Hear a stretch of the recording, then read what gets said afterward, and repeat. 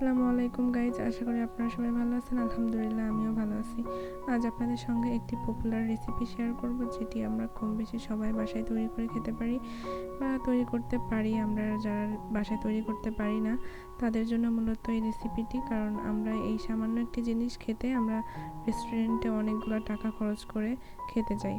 তো আজকে আমরা তৈরি করতে যাচ্ছি ফ্রেঞ্চ ফ্রাই, যেটি তৈরি করার জন্য ফার্স্টে আমি আলুগুলোকে কেটে স্লাইস করে লম্বা লম্বা করে কেটে নিয়ে সিদ্ধ করে নিয়েছি।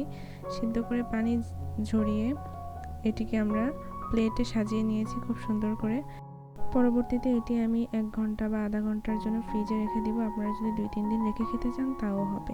এইভাবে সিদ্ধ করে ফ্রিজে রেখে আপনারা 2-3 দিন রেখেও খেতে পারেন। পরবর্তীতে আমি একটি ডিম নিয়েছি একটি বলে, তার ভিতরে সামান্য কিছু লবণ দিয়ে এটি ভালো করে ফেটে নিব।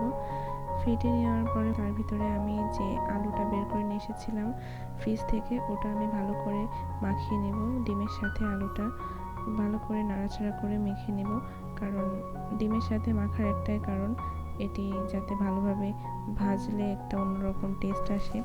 তারপর আমি একটি প্লেটে কর্নফ্লাওয়ার নিয়েছি, তার ভিতরে মিক্সড করা যে আলুগুলা ছিল ডিমের, সেগুলা দিয়ে ভালো করে মাখিয়ে নিয়ে আমি এগুলা ভেজে নেব ডুবা তেলে।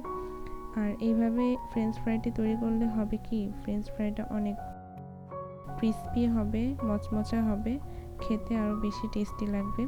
তাই আমি আলুর সাথে ডিম বা কর্নফ্লাওয়ার ভালোভাবে মিক্স করে তারপরে এটি আমি ভেজেছি।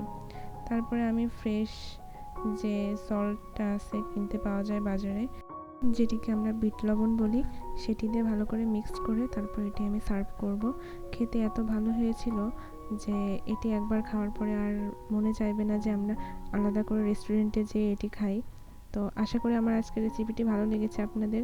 আশা করি বাসায় বানিয়ে আপনারা একবার হলেও ট্রাই করবেন, টেস্ট করবেন যে আসলে জিনিসটা খেতে কত টেস্টি। আজকে এই পর্যন্ত, আবারও কোনো একটি রেসিপি শেয়ার করার সময় আপনাদের সঙ্গে কথা হবে। লাইক, কমেন্ট, সাবস্ক্রাইব এবং শেয়ার করে আমার পাশে থাকবেন। ধন্যবাদ।